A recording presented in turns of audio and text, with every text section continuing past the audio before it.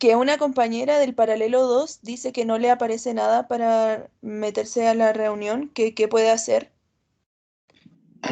Entonces voy a llamar al profesor Ursúa. A ver, le voy a, ¿cómo le mando un Dice que ya mensaje? le aparece. ¿Le apareció ya? Qué bueno. Ya, Gracias. ya, ok. No sé, el profesor sabe arreglar ese asunto.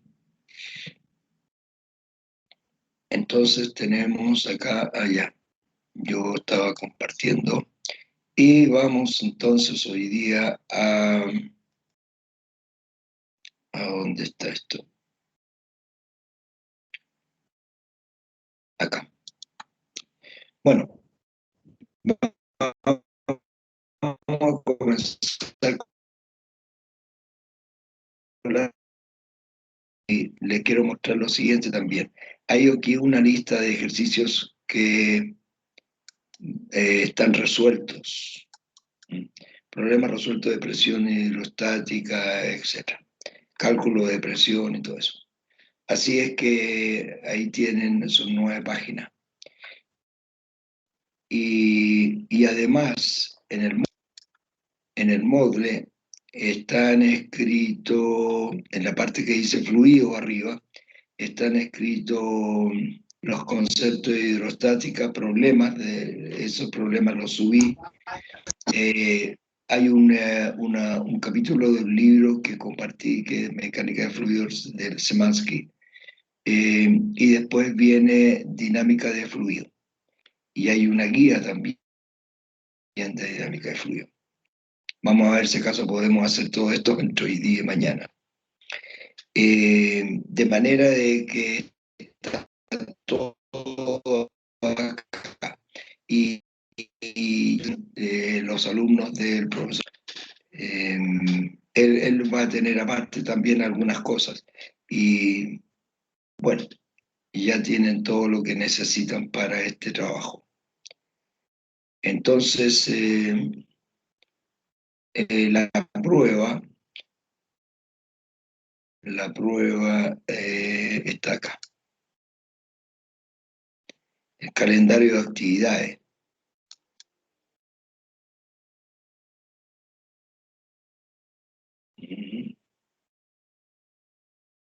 Ah, no me parece.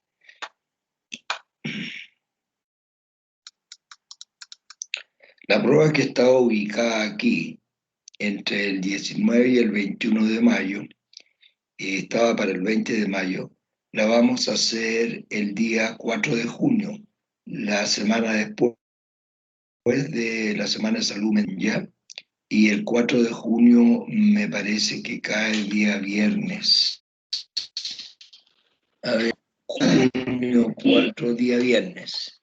Entonces, nosotros no tenemos clases ahora, pero la tuve que poner fuera de horario porque en realidad es tanta la cantidad de materia no nos alcanza el tiempo. Así es que tenemos que buscar un tiempo fuera de la hora de clase. Profe, Bien, dígame, te escucho. aún así va a entrar hasta hidrostático, ¿no? O sea, ondas y eso no va a entrar o sí va a entrar. Sí, fuerza hidrostática, fluido y sonido. Y dentro de sonido entran las ondas. O sea, hasta sonido ya. Correcto. Lo que no va a entrar va a ser óptica geométrica, reflexión, interferencia, polarización, eso. Eso no va a entrar en la prueba. Ya. Entonces sería de Pero fuerza de Newton hasta sonido. alta sonido. Ya. Ahí está. Pero esto está en el calendario, entonces ustedes pueden accesar a eso. Y ese calendario está acá donde dice en el Moodle, programas y calendario. Está el programa de actividades, etc. Bien. Eso es lo que les tenía que decir para dar comienzo entonces a nuestra primera parte de la clase. Bueno, esto no tiene nada clarito. Esto también lo vamos a archivar y obviamente vamos a trabajar aquí. Bueno, aquí vamos a andar un poco más rápido en estos temas. Son bien sencillos. Algunas demostraciones vale la pena mirarlas y otras, la verdad, lo que interesa son los resultados, las fórmulas que se obtienen. Entonces habíamos hablado de un poco de lo que es lo fluido, en que entre ellos se encuentran los líquidos y los gases especialmente. Y los fluidos tienen una particularidad de que la fuerza de cohesión entre las moléculas es muy débil, de manera de que las moléculas pueden deslizarse una sobre otra sin ningún problema. De allí entonces que con esa escasa fuerza que tienen de cohesión, eh, en estos fluidos no, en ellos no se propagan bien las fuerzas, se propagan las presiones, de manera de que más adelante vamos a ir viendo qué cualidades tienen esto. Vamos a estudiar líquidos en reposo y luego líquidos en movimiento. Esto pertenece a la dinámica y esto a la hidrostática. Entonces, comenzamos este estudio. Y debemos decir que ahí hay conceptos previos, claro. Conceptos previos que hay que tener en cuenta. Habíamos hablado de que el volumen tiene un concepto matemático y uno físico. El físico se refiere a la región del espacio que ocupa un cuerpo. A eso se refiere. En cambio, el matemático es una expresión matemática que determina esa región.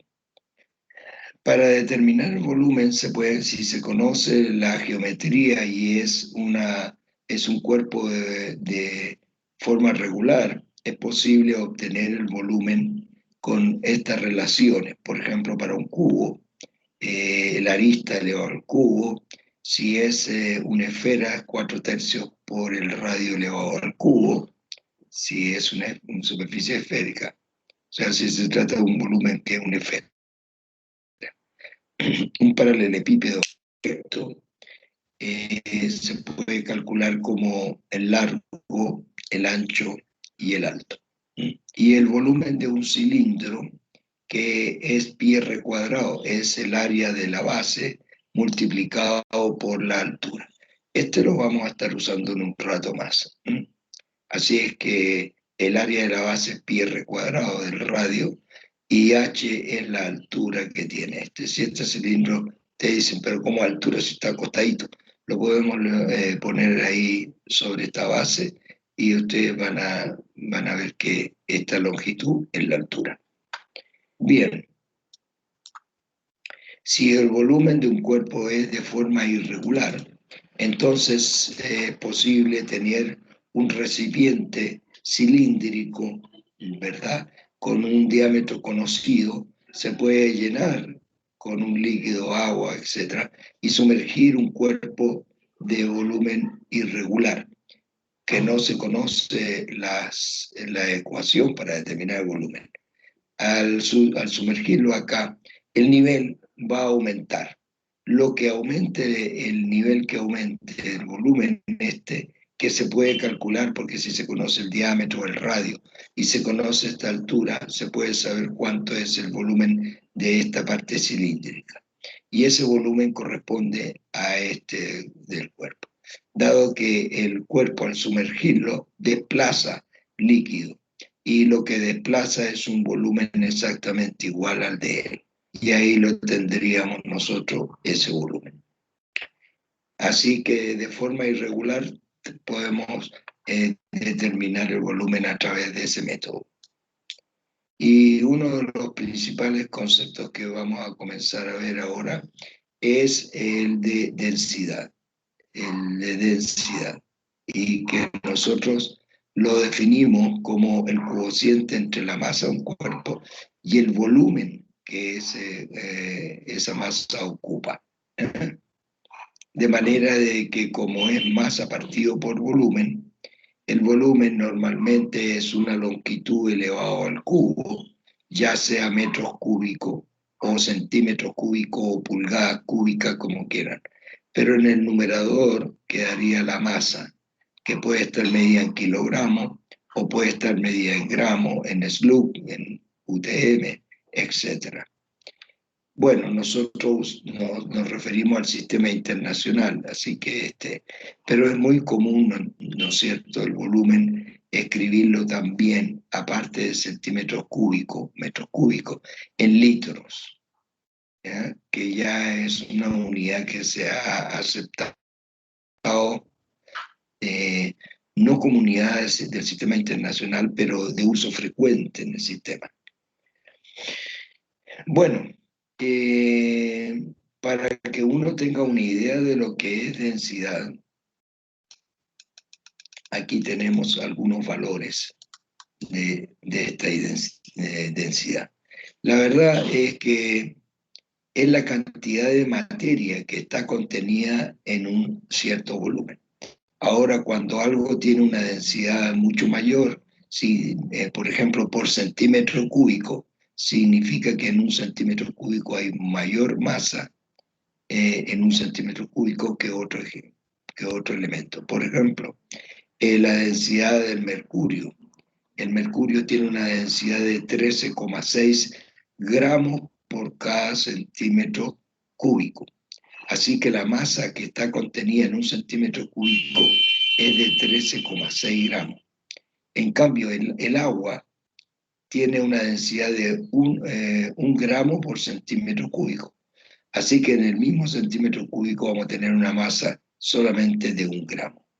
Aquí hay una tabla de algunas densidades que son características. Por ejemplo, el agua en kilogramos por metro cúbico y en gramos por centímetro cúbico. Este es de 1000, 800, 920 o 1, 0,8, 0,92, etc. Una de las cosas que quiero hacer notar de partida es la siguiente. A ver, vamos a ver acá.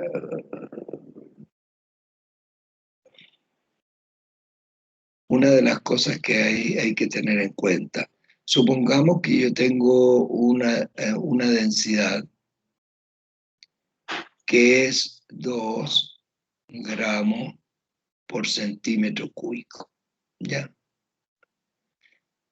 Y la quiero escribir en kilogramos por metro cúbico. Entonces, esto debería yo hacer lo siguiente: colocar 1 kilogramo arriba, ¿no es cierto? Y el equivalente en gramos, que es 10 elevado a 3 gramos. De manera entonces que estos gramos se cancelan y cambiamos esto a metros cúbicos. Vamos a decir que 1 kilogramo hay que eliminarlo, por lo tanto coloco acá abajo en los centímetros cúbicos es la idea. Entonces vamos a colocar acá 1 metro y acá 10 elevado a 3, que es 1000 centímetros. Perdón, no di lo otro, es 100. Este es, ya, eso es 10 elevado a 2. O sea, 1 metro es 100 centímetros, 10 elevado a 2. Pero, profesor, necesitamos centímetros cúbicos. Entonces, elevemos eso al cubo para que quede cúbico. Y si elevo arriba al cubo, abajo también elevo al cubo. De manera de que esto va a quedar 2 multiplicado por 1 y dividido por 10 elevado al cubo hasta este momento. pero este otro quedaría 10 elevado a 3 por 2 son 6, quedaría 10 elevado a 6, y eso quedaría centímetros cúbicos, y con ese centímetro cúbico se van a cancelar. Así que esto no hay nada más en el denominador. Y entonces esto lo eliminamos acá. Pero el resultado va a quedar en kilogramos partidos por metro cúbico. Otra vez me hizo lo mismo esto.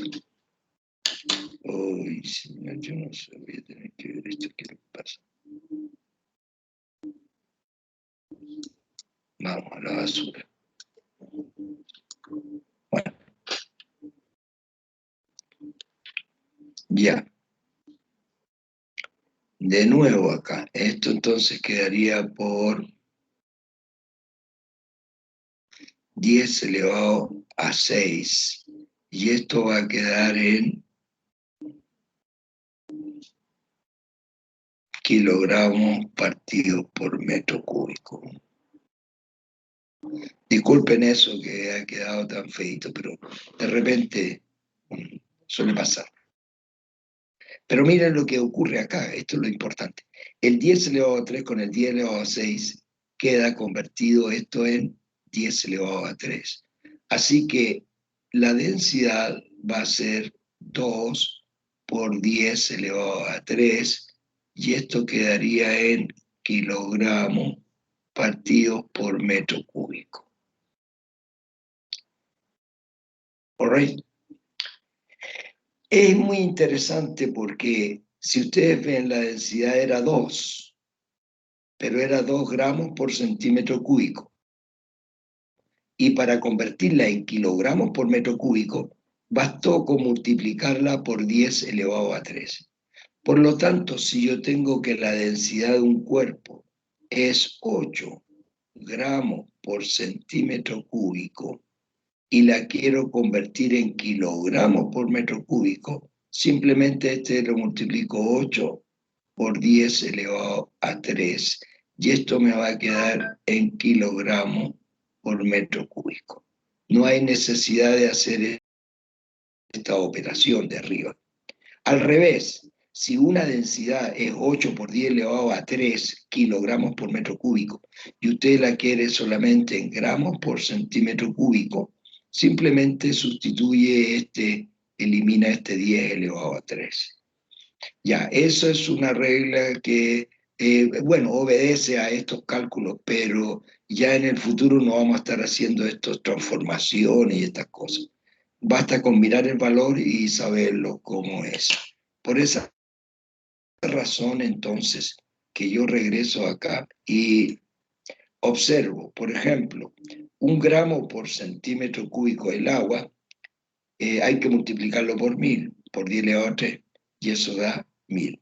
0,8 gramos por centímetro cúbico lo multiplican por 10 elevado a 3, y al multiplicarlo por 10 elevado a 3 queda convertido en 800. ¿Listo? De aquí vamos a usar, por ejemplo, el agua que es 1,025. En algunos casos podemos usar 1,03 para, ¿cómo se llama? Para hacer nuestros cálculos en forma más sencilla. O 1,03 allí en gramos y 1025 en esa cantidad.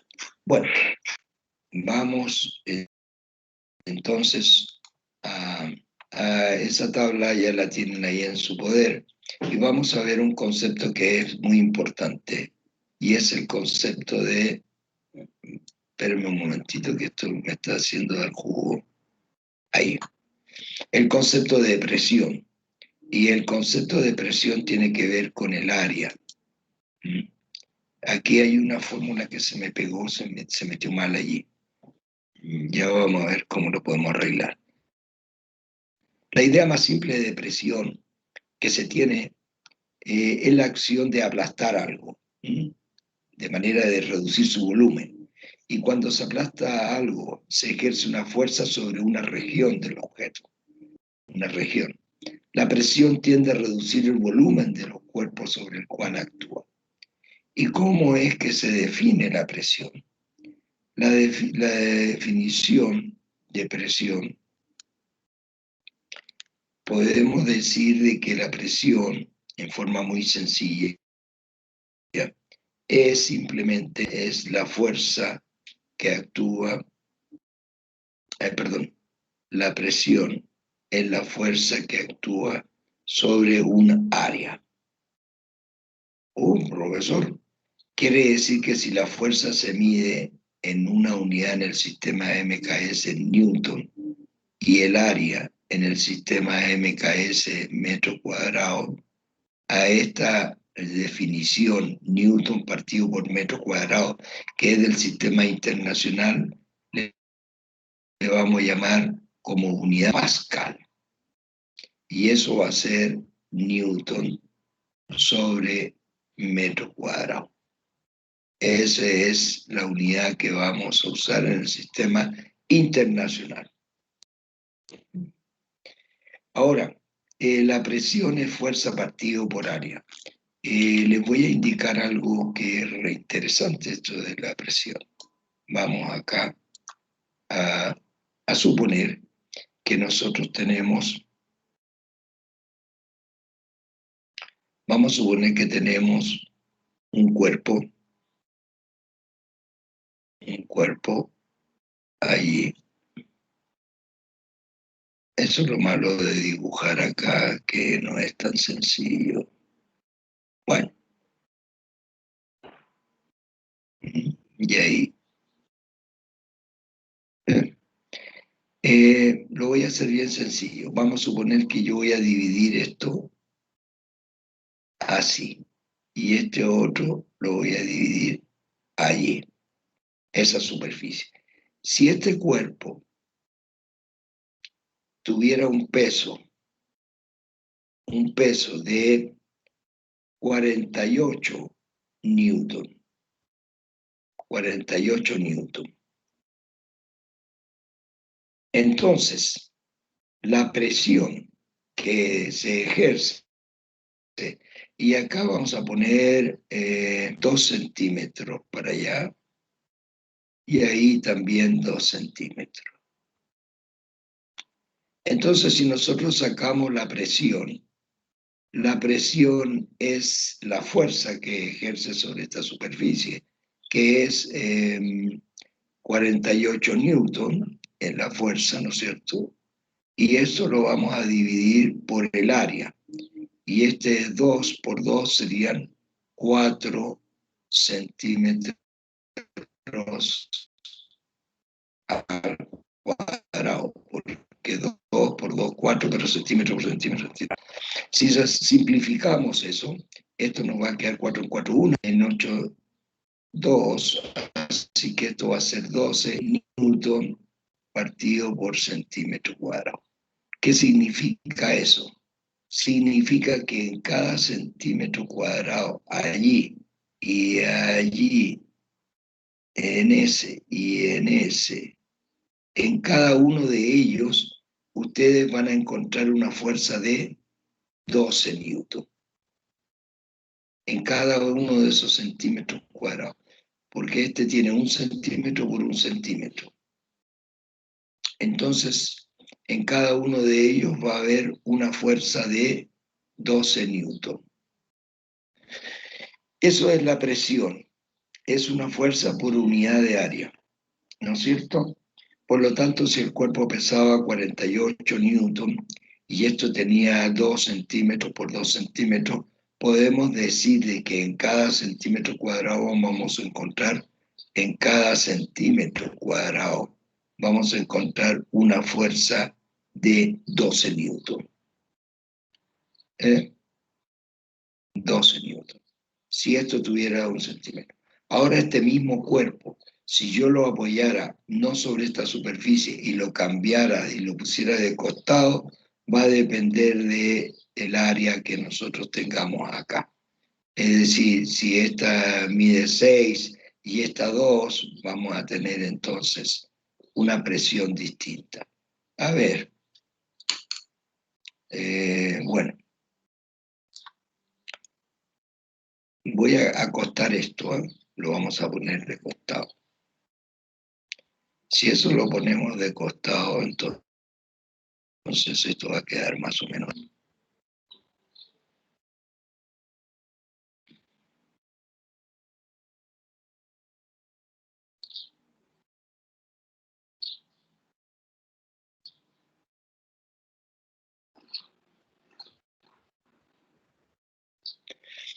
Ya, y vamos a suponer que esto es 2 y esto es 6. Entonces esto es 6 centímetros y esto es 2 centímetros. Ahora vamos a ver cómo es la presión aquí en esta parte. Entonces volvemos a calcular porque cambió, la fuerza no ha cambiado, es 48, pero el área es 6 por 2, 12 centímetros cuadrados. Entonces 12 por 2, 24, 12 por 3, 36, 12 por 4, 48. Y esto es 4. Y 4 newton por centímetro cuadrado. Como ustedes pueden ver, el mismo cuerpo apoyado sobre el mismo cuerpo apoyado de manera distinta, ¿no es cierto? La presión que ejerce es también diferente. Es mucho menor. ¿Por qué es mucho menor, profesor? Es mucho menor que la anterior porque el área sobre la cual está apoyado es un área mayor. Entonces, podemos decir que la presión, que es fuerza partido por área, el área si la paso multiplicando, me queda dos variables que multiplicadas da una constante. Y habíamos hablado de que cuando las variables se multiplican son inversamente proporcionales. Es decir, a mayor área, menor presión. A menor área, mayor presión. En cambio, si la fuerza está arriba, la paso al otro lado, va a pasar dividiendo. Quiere decir que cuando yo tengo dos variables que se dividen, estas son directamente proporcionales y esas son inversamente proporcionales. Quiere decir que la presión con la fuerza son directamente proporcionales. A mayor fuerza que se ejerce sobre una superficie, va a haber mayor presión. Listo el concepto de presión.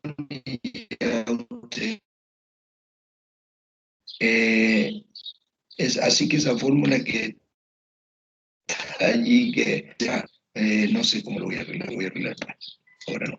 Y me parece que... aquí está la definición de Pascal, pues.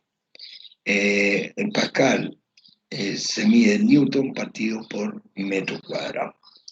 Es una unidad de presión muy usual en el sistema internacional. Y vamos entonces ahora a la hidrostática.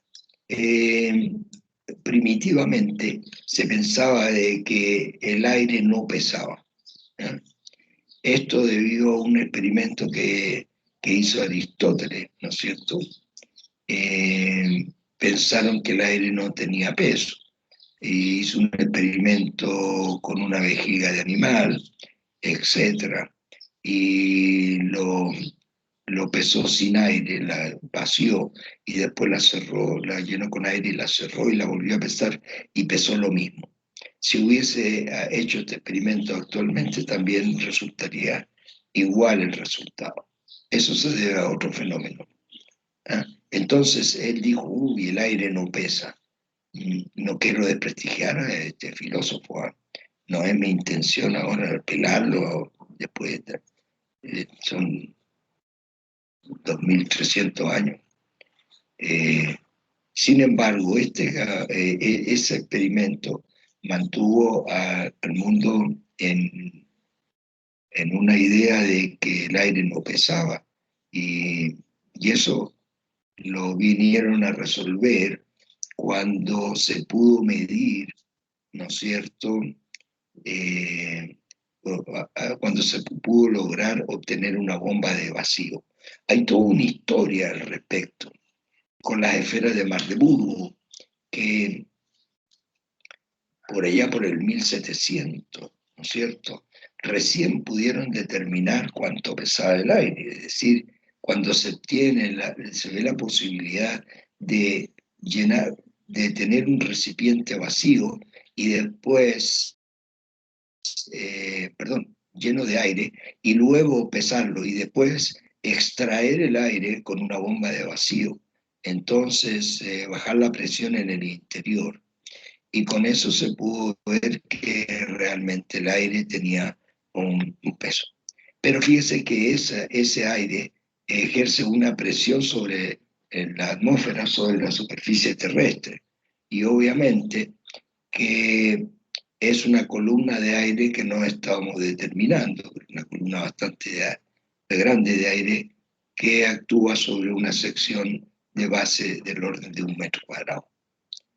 Vamos a ver cómo se mide la presión, ¿ya?, de atmosférica. Pero por ahora les puedo decir de que el dato que se obtiene es de 101.325 pascales. Nosotros vamos a usar 101.300 pascales. En algunos textos varía este valor, ¿no es cierto?, 101.300, 325, 101.290, etc. Bueno, la idea es de que tiene un valor que oscila en torno a esto. Esa sería la presión atmosférica. Pues cuidado, la presión atmosférica depende de la latitud y depende de la altitud. Así es que no es lo mismo medir la presión atmosférica, ¿no es cierto?, a nivel del mar que a una cierta altura. De tal forma de que van a influir otros factores para el valor. Pero nosotros vamos a suponer que esta presión atmosférica va a estar presente en todo momento. No les terminé de contar la historia, pues este caballero en una plazuela ahí hizo un experimento con 2 hemisferios, 2 bolitas, ¿no es cierto?, a ver, ¿cómo era esto? Más o menos. A ver, esto se puede ir a la historia. Imaginen ustedes una bola ahí, ¿sí?, pero esta está dividida por dos. Tiene una unión. Y esta tiene una manilla ahí y otra manilla acá. Entonces, y una llave ahí de émbolo para poder extraer aire. Entonces, cuando estaban a la presión atmosférica, estas semiesferas ¿cómo se llama?, separar sin ningún problema. Y se las pasó a la gente, todo eso. Y la gente se las pasó juntas y la gente la pudo separar, no había ni una cosa. Pero después que le provoca a esta esfera, ¿no es cierto?, a estos dos hemisferios, los junta y les genera un vacío en el interior, tuvieron que, para poderlas separar, poner caballos a la derecha y a la izquierda, y solo con eso, no me recuerdo cuántos fueron, pero con eso pudieron, con una fuerza tremendamente grande, pudieron separar estos dos hemisferios. Que si le dejan que entre aire, esto hasta un niño chico podía separarlo sin ningún problema. Pero si le generan el vacío, entonces, bueno, ¿y qué es lo que pasó allí? Quiere decir que hay alguien que está actuando y que las mantiene juntas, estos hemisferios. Y esa es nada más y nada menos que la presión atmosférica. Es decir, es bastante grande la presión atmosférica que actúa. Bien. ¿Dónde estoy yo acá? Acá. Bueno, vamos a ver que sea un valor más o menos parecido a eso. De repente la historia es buena, es muy bonita de ver cómo funcionó esto. Entonces hizo un experimento un señor Torricelli, que en realidad este experimento se puede hacer en un laboratorio. Eh, es un tubo del orden de 1 metro, vacío, cerrado en un extremo y abierto en el otro, se llena con mercurio y al llenarlo con mercurio se tapa el extremo libre y se invierte y se sumerge en un recipiente con mercurio. Y se observó de que el mercurio, que debería caerse todo hacia este lado, ¿no es cierto?, y derramarse en esta superficie, no lo hizo, sino que el nivel bajó hasta llegar a 76 centímetros o 760 milímetros. Cuando llega a esa altura, deja ¿cómo se llama?, de fluir el mercurio. Ya, vamos a bajar el volumen porque esto me distrae. Entonces bajó hasta esa cantidad, 76 centímetros. Ahora, ¿por qué no se derramó todo? Porque resulta de que todo el mercurio que hay aquí en esta columna ejerce una presión sobre esta superficie. Y toda esta región de acá y la región de este otro lado está sujeta a otra presión, que no es la presión que ejerce el mercurio, sino que una presión que se llama presión atmosférica. De manera que la presión atmosférica le dijo, mire, va bajando, párele porque acá estamos en equilibrio. Esta presión afuera es igual a la presión en el interior. Bueno, para que nosotros podamos entender esto se debe a un principio de los vasos comunicantes que voy a ver más adelante, ¿no? La verdad, donde en el nivel de separación de los líquidos, las presiones son iguales, de manera que la presión atmosférica en esta superficie es igual a la presión atmosférica, a la presión interior del mercurio en esta. Y así entonces, mediante otras ecuaciones que vamos a determinar nosotros también, vamos a llegar al valor de la presión atmosférica. Y experimento, pasa a ser un barómetro. Y a este barómetro le podemos decir que es el barómetro de Torricelli. De manera de que si nosotros lo llevamos a un lugar donde la presión atmosférica es menor, esta presión de acá, entonces este tubo va a bajar un poco más, va a estar en equilibrio. ¿Ah?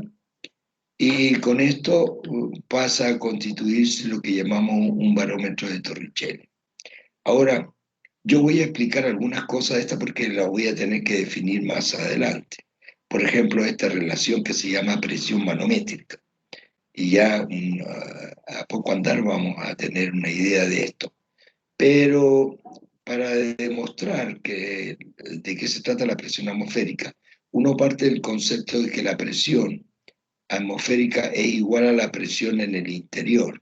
Entonces aquí voy a dejar P sub 0, pero en realidad este P sub 0 es igual a P sub I, a la presión adentro. Entonces la presión adentro es fuerza partido por área. Pero ¿quién hace la fuerza? La columna de mercurio. Y la columna de mercurio tiene un peso partido por el área, que es A. Pero resulta de que si yo tomo el concepto de densidad es masa partido por volumen. Por lo tanto, la masa es igual al producto de la densidad por el volumen. Cambio la masa por densidad por volumen y el volumen lo cambio como área del cilindro, de la base, por la altura. De esa manera entonces el área desaparece y me queda esta presión interior que le voy a llamar presión manométrica. Y como la densidad del mercurio se conoce y la gravedad también se conoce. Y la altura de la columna de mercurio también se conoce, que es 76 centímetros o 0,76 metros. El resultado que nos da es la presión interior en esta superficie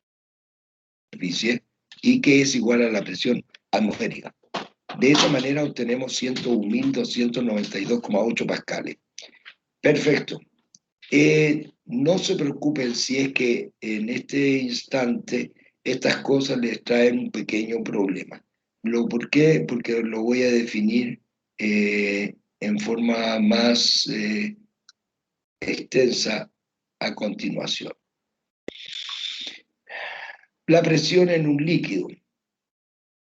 Cuando hablamos de la presión, vamos a hablar de la presión en el interior de un líquido. Entonces, ¿qué es lo que ocurre? Vamos a tener la superficie de un líquido y vamos a ver cómo es la presión en el interior de ese líquido. Por un lado está la presión atmosférica actuando sobre el líquido y más la presión que hace la columna del líquido. Es decir, si nosotros nos sumergimos en el mar, vamos a tener encima nuestro una columna de agua que va a ejercer una presión, pero sobre la columna de agua está la presión atmosférica del aire.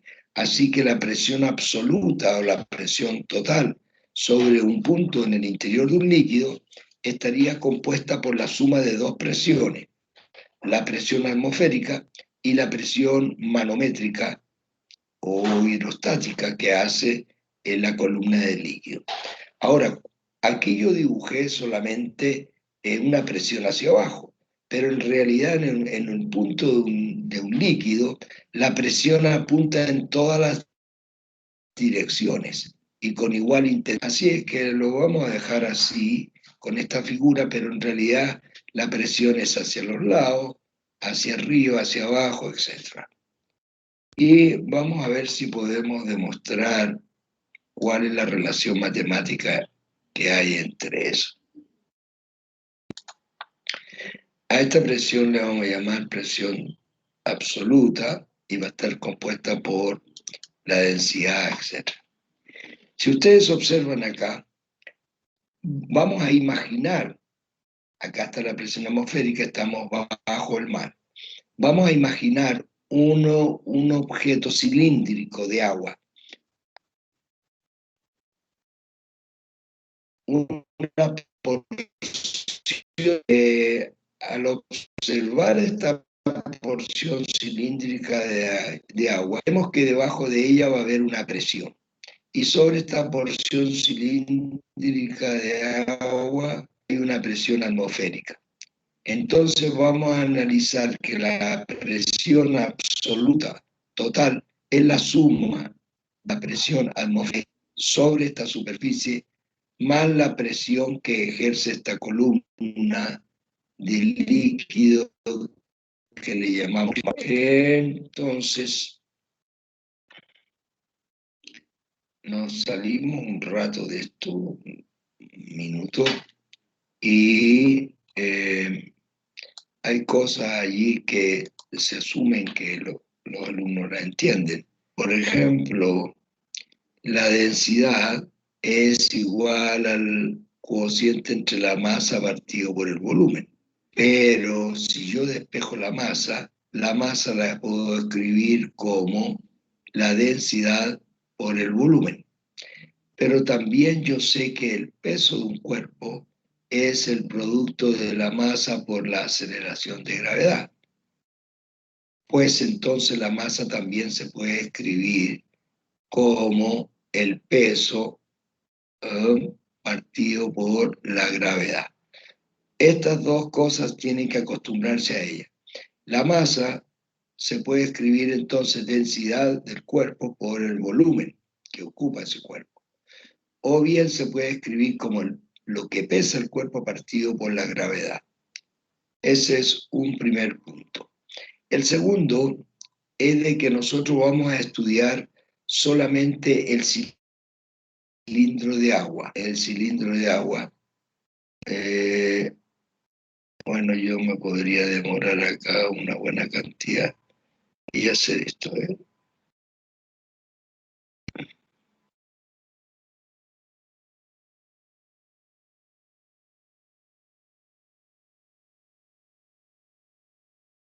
Ya, esto tiene una altura h. Y como todo cilindro, ¿no es cierto? Como todo cilindro tiene un radio R.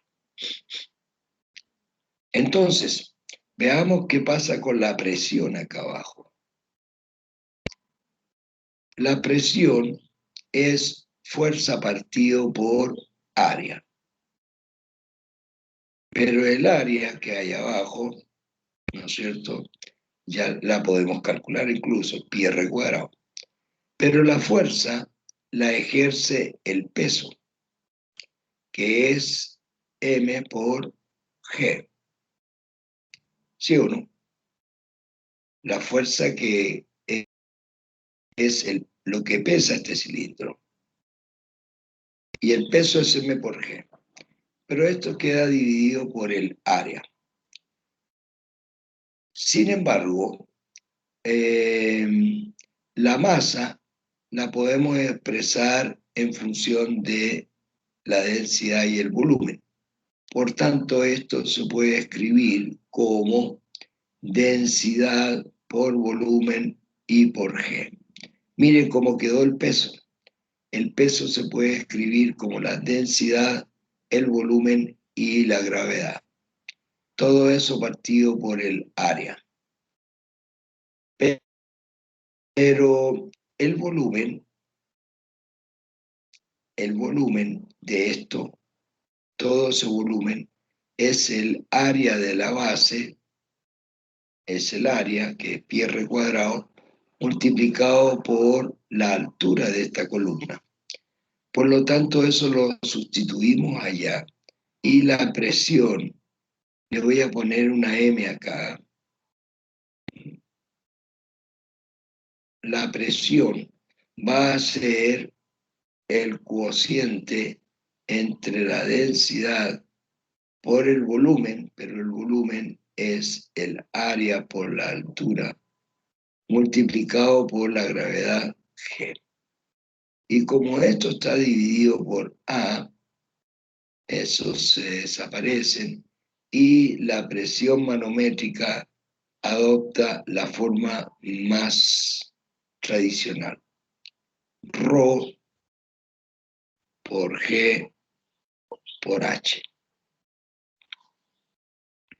Y a esto le vamos a llamar presión manométrica.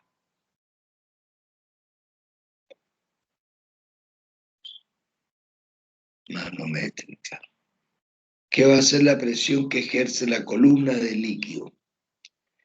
Profesor, pero entonces quiere decir que la presión absoluta va a ser la presión atmosférica que actúa sobre la columna de agua, la presión atmosférica, más la presión manométrica. Y eso va a ser igual a P sub 0 más la densidad por la gravedad y por la altura. Por lo tanto, la presión absoluta a una profundidad, ¿dónde estamos? Acá. La presión absoluta a una cierta profundidad va a ser la presión atmosférica más ρ por G por H. Ρ por G por H. Y esto es la presión manométrica, es la presión que ejerce la columna de líquido que está sobre ese punto. Bueno, de esa manera entonces podemos hacer algunos cálculos, como por ejemplo el siguiente: calcular la presión manométrica y absoluta a 10 metros de profundidad en el mar, 10 metros de profundidad en el mar, sabiendo que la densidad del agua de mar es 1,03 por 10 elevado a 3 kilogramos por metro cúbico. Esta es la densidad del agua de mar. y la presión atmosférica es 101.300 pascales. Para llegar a resolver esa situación, es que nosotros entonces vamos a recurrir a esta relación y vamos a decir que la presión absoluta a 10 metros de profundidad va a ser la presión atmosférica, que es 101.300 pascales. Ahí está, ese. Más la densidad del agua de mar, que es 1,03 por 10 elevado a 3, y esto es kilogramos partido por metro cúbico. Y por la gravedad, que es 9,8 metros por segundo al cuadrado. Y por la profundidad o la altura de la columna de líquido, que es 10 metros de profundidad. Y eso nos va a dar como resultado un valor que aparece allí. Ahora, si ustedes quieren calcularlo, no hay ningún problema. Pero el resultado, bueno, teniendo una calculadora, no va a ser gran aporte. Dígame. Buenas tardes, disculpe, una consulta. Pascal, ¿qué unidad es? ¿A qué equivale?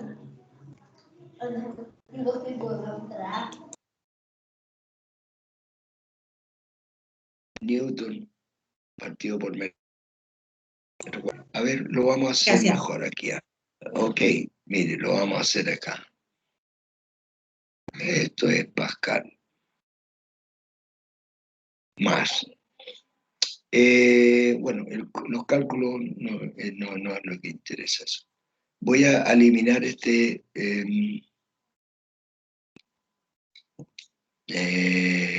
voy a eliminar este metro con eso. Aquí va a quedar un 2. Y este con ese y ese forman el Newton. Eso de arriba quedaría kilogramos, metro partido por segundo al cuadrado, arriba, y abajo quedaría metro cuadrado. Bueno, acá va a dar un valor. ¿Ya lo sacaron alguien o lo vemos mejor? No sale eso.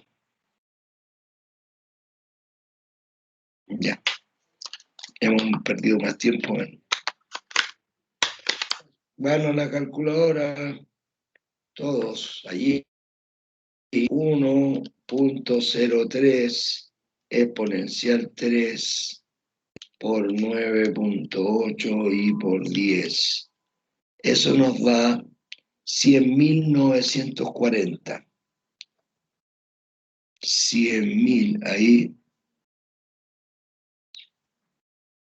100.940. Ya. Y eso hay que sumarlo con los 101.000, etc. Pero lo interesante es lo que pasa acá. Este de acá arriba queda Newton. Así que esto va a dar un resultado numérico, pero me interesa esto. Este va a ser 101.300 pascales más, y este de acá arriba es Newton. Así que estos 100.940, pero no haberme equivocado. Newton sobre metro. Lo podemos tomar con eso. Así vamos a sacar presión absoluta. ¿Ya? Listo. Bien, volvemos entonces a nuestro trabajo.